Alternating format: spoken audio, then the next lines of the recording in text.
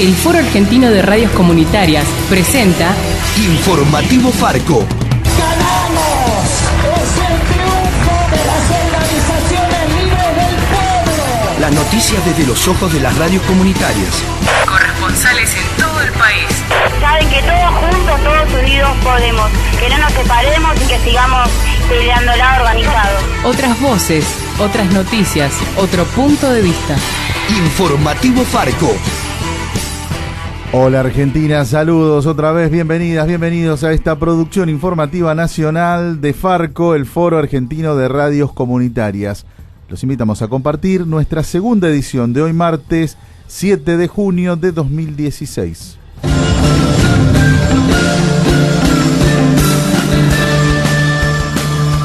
Los trabajadores de prensa de todo el país se movilizarán mañana contra los despidos, la precarización laboral y los bajos salarios. Se calcula que entre medios públicos y privados se perdieron unos 2.500 puestos de trabajo en estos meses de gobierno de Cambiemos. La manifestación será mañana en el Obelisco de la ciudad de Buenos Aires y servirá también para denunciar las medidas del gobierno nacional que coartan la libertad de expresión y el derecho a la comunicación. En declaraciones a Informativo Farco, el secretario general del Sindicato de Prensa Rosario, Edgardo Carmona, enumeró esas medidas, como por ejemplo la reciente propuesta de encarcelar o multar a los que revelen datos sobre el blanqueo de dinero que planea abrir el gobierno para empresarios que tienen su plata afuera del país.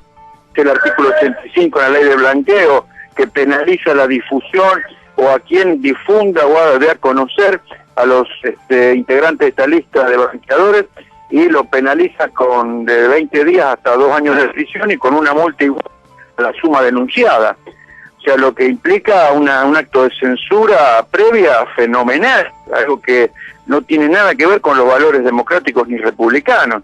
Pero no me sorprende porque en los primeros días de gobierno, con un DNU, volteó la ley de medios que había costado muchísimos años de debate, y un debate horizontal y democrático, y después también, para impedir que los periodistas cubran los piquetes, inventaron el protocolo antipiquete, donde los periodistas tenían que estar encerrados en un corralito, y después dicen que van a promulgar una ley de acceso a la información, donde la oficina que tendría a su cargo dar esa información en el proyecto de ley, plantea que va a ser designado y removido solo por el Poder Ejecutivo. O sea, toda una hipocresía a la cual ya estamos acostumbrados. Así que en nuestros días, atentos, en pie de lucha, como todos los trabajadores de este país, contra los ajustes, contra los tarifazos, contra los despidos y por un salario digno.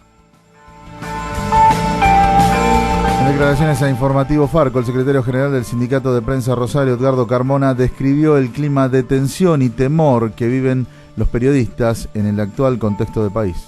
Mucha tensión, por un lado temor por el tema de los despidos en algunos lugares del país, por salarios que no alcanzan, y las patronales, las cámaras patronales apenas se están ofreciendo en radios un 25% para todo el año, 13 meses, las cámaras gráficas un 27% para 13 meses, que no alcanza mínimamente a recuperar lo perdido por la devaluación y esta inflación galopante, el aumento de las tarifas, y después, bueno, con todos estos intentos de promulgar leyes que coartan la libertad de trabajo, evidentemente la tensión es muy fuerte, y si a eso le agregamos la eliminación de la pauta publicitaria oficial, que el macrismo ha decidido, que termina perjudicando muchísimo más a las pequeñas empresas que a las grandes empresas, donde la publicidad oficial es un pequeño porcentaje de su recaudación, ¿no? Declaraciones de Edgardo Carmona del Sindicato de Prensa Rosario y también integrante de una de las federaciones de periodistas, la FETRACON, la Federación de Trabajadores de la Cultura y la Comunicación. La manifestación de los trabajadores de la prensa y la cultura de nuestro país, mañana a las 14 en el Obelisco de Buenos Aires.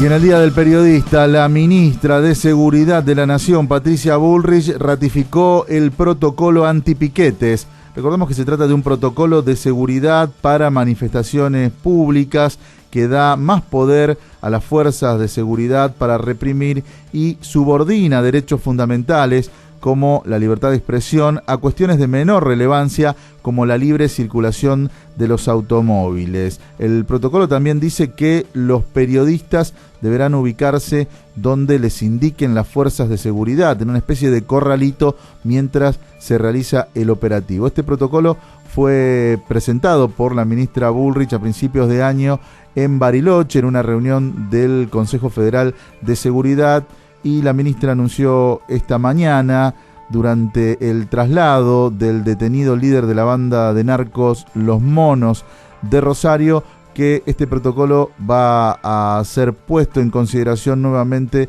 del Consejo de Seguridad, donde participan todas las provincias. ¿Se está aplicando el protocolo antipiquete, ministra? A nivel federal el protocolo está absolutamente vigente. Habrán visto que tanto en la Panamericana como en los aeropuertos, como en las autopistas federales, no se permiten los cortes porque generan realmente mucho problema, y lo estamos haciendo. ¿Se va a reprimir algún corte? El 8 y el 9 hay una reunión del Consejo Federal de Seguridad. En esa reunión el Gobierno Nacional va a ratificar su protocolo y veremos qué es lo que quieren las provincias. ¿Se va a reprimir ante algún piquete? No se va a reprimir. Lo que se va a hacer es garantizar los derechos de todos. Gracias. Recordamos que la ministra Bullrich dijo en febrero, consultada sobre cómo se aplicaría el protocolo ante manifestaciones que corten calles o rutas, aseguró que se les daría 5 minutos para que se vayan por las buenas antes de desalojarlos. Estás escuchando Informativo Farco. Más que un protocolo, es una censura directa, o sea, tienen claro que va a haber represión, este sistema cierra con represión, y bueno, van tomando los recaudos para que lo que van a hacer no se vea de la manera que tiene que ver. El noticiero nacional del Foro Argentino de Radios Comunitarias.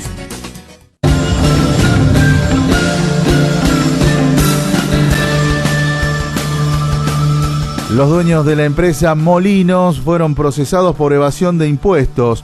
Lo dispuso la Cámara Federal de San Martín, que confirmó el fallo de la jueza Sandra Arroyo Salgado, que fue quien había dictado los procesamientos. Los procesados son Jorge y Luis Pérez Companc, hijos de Gregorio Goyo Pérez Companc, la madre de ambos, María Carmen Zumblat, los exdirectivos de la empresa Carlos Cupi, Jorge Micosi y Juan Ford Vivanco. La Cámara Federal confirmó que cometieron el delito de evasión tributaria tanto del IVA como del impuesto a las ganancias. En un tramo del fallo, los jueces aseguran que bajo la máscara del cumplimiento de todos los recaudos formales exigibles, está probado que usaron una cadena de supuestos proveedores con facturas apócrifas. Además de quedar procesados y más cerca del juicio oral y público, todos fueron embargados por 20 millones de pesos cada uno. En esta causa por evasión contra la familia Pérez Companc, la jueza Arroyo Salgado primero había sobreseído y dictado la falta de mérito para todos los acusados, pero el gobierno anterior apeló esa decisión a través de la AFIP. La Cámara hizo lugar a esa presentación, revocó el fallo de Arroyo Salgado y la jueza debió dictar una nueva resolución procesando a los acusados. Molinos es la principal empresa alimenticia del país y una de las principales agroexportadoras.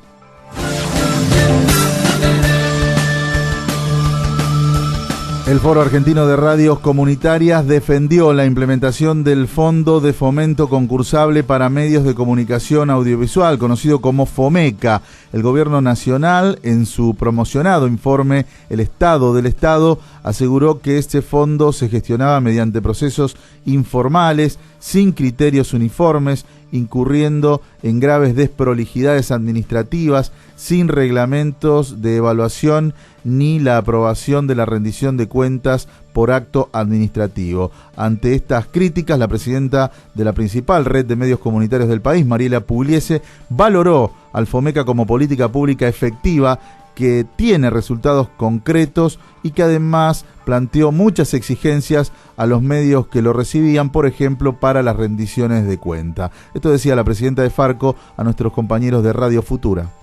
Hacemos una política de Estado contundente, que con el FOMECA lo vivimos todos los que somos parte de las radios comunitarias, en nuestro caso además en Farco, como una red que agrupa las radios, donde pudimos ver cómo realmente esa política pública sí llegó el dinero a los medios comunitarios en su momento, sí fortaleció las organizaciones sociales y populares, sí se armó un circuito virtuoso donde las políticas públicas realmente acompañaban el crecimiento de un sector, y me parece que eso es lo que hay que destacar y mostrar. Y ahí sí, por supuesto, los medios estamos como testimonios para mostrarlo. No hace falta más que vengan, que vean lo que se generó a partir de esas políticas públicas y que vean cómo además, yo incluso te diría, hablando de lo formal y lo administrativo, cómo estas políticas públicas mejoraron los circuitos dentro de las organizaciones que tuvimos que ser cuidadosos para la rendición de cuentas. Se nos exigió ser cuidadosos tanto para la planificación como para la rendición, y que me parece que además fue ayudando mes a mes, cuatrimestre a cuatrimestre o semestre a semestre, también que el Estado mejora sus circuitos. Pero bueno, insisto, a mí incluso eso me parece secundario.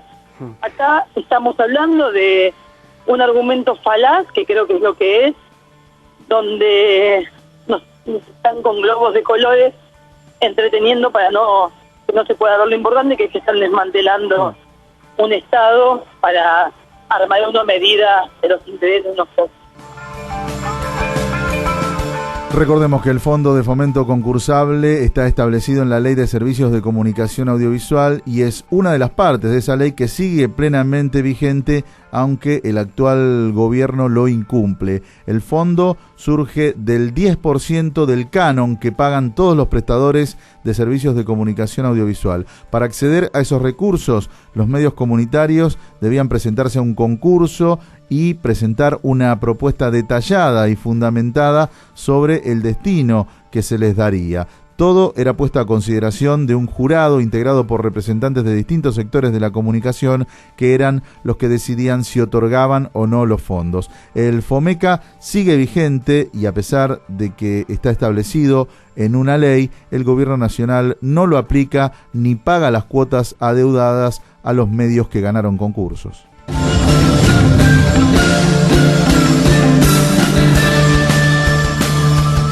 Vamos ahora a Paraná, porque allí una clínica cerró sus puertas definitivamente y dejó en la calle a más de 70 trabajadores. Sin embargo, ellos llevan 2 meses resistiendo dentro del edificio, tratando de preservar el lugar. Tenemos el informe de nuestros compañeros de Radio Comunitaria Barriletes.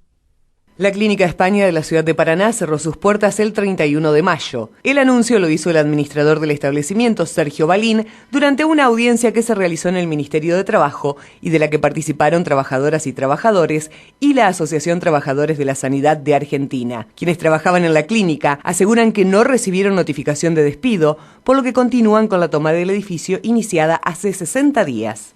La merma de los servicios prestados comenzó con el atraso en el pago a profesionales de la medicina y especialistas y se profundizó hasta la suspensión definitiva de la atención al público en los primeros días de abril. José Ciarroca, empleado de Clínica España, comentaba a Radio Barriletes lo siguiente. En este momento la clínica tiene 72 empleados, o sea que son 72 familias que quedarían en la calle por el cierre de esta clínica. Lo que significa esto para nosotros es realmente muy complicado y muy triste, ¿no es cierto?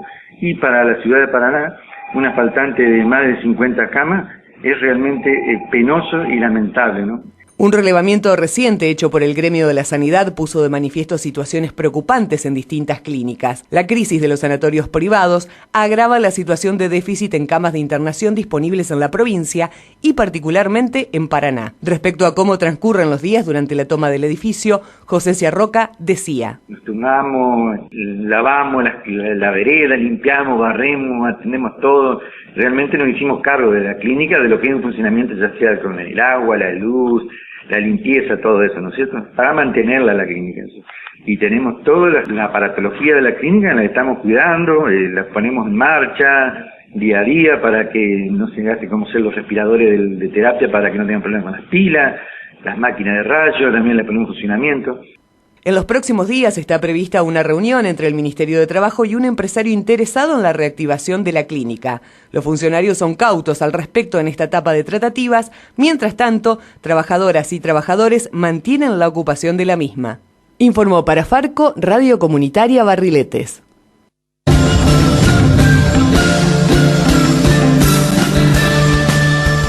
Vamos a la ciudad de Buenos Aires porque allí se celebró el cumpleaños de una organización de músicos bolivianos que surgió como una manera de enfrentar a la discriminación. Nos cuenta más nuestro compañero Gregorio Gutiérrez desde Radio Aires del Sur. Gracias, compañeros. El domingo 5 de junio en Avenida Rivadavia, al 7945, se realizó la actividad cultural artística recordando el tercer aniversario de la Asociación Cultural de Músicos Bolivianos en la Argentina sin fines de lucro. En este acto estuvieron invitados autoridades del Consulado y la Embajada de Bolivia en Buenos Aires y la Unión de Músicos Independientes. Henry Ricola, actual presidente de la Asociación Cultural de Músicos Bolivianos en la Argentina, también nos recordó las dificultades que le ha tocado vivir por ser músico boliviano. Escuchemos. La cosa que no me gustó es que había una discriminación artística. ¿Qué quiere decir con esto? Que primero un grupo famoso argentino me dijo, bueno, vamos a hacer un contrato de trabajo. Bueno, pero tienes que negar que eres boliviano, me dijeron, de entrada. Entonces, eso no me gustó, así que me llamó la atención. Como yo venía del Brasil, mi tonito era distinto, pelito largo, me asocié al Sindicato de Músicos Profesionales de la Argentina normalmente. Pero cuando fueron otros compatriotas no lo quisieron, le voltearon para asociar. Entonces de ahí empieza, digamos, esta lucha por la dignidad laboral del músico boliviano, y unos 4 o 5 músicos nos juntamos, ¿qué podemos hacer? ¿Cómo podemos avanzar? Así que de esa manera pues hicimos el primer encuentro de músicos bolivianos el 2013, y de ahí nace esto. Ahí la misma músicos convocó una asamblea y empezamos a organizarnos de esta manera, tal cual. Tuvimos el apoyo de UMI, Unión de Músicos Independientes de Argentina, y que de esta manera estamos pues trabajando ahora 100%, no solo por los músicos bolivianos, todos los músicos que se acercan, porque tenemos socios que son argentinos, latinoamericanos, y que estamos trabajando en realidad por el músico independiente y autogestionado, estimado Gregorio. Es el informe, dice Radio Aires del Sur. Les informó Gregorio Gutiérrez para el Foro Argentino de Radios Comunitarias. Las radios comunitarias argentinas ya tienen su propia agencia de noticias en Internet. agencia.farco.org.ar.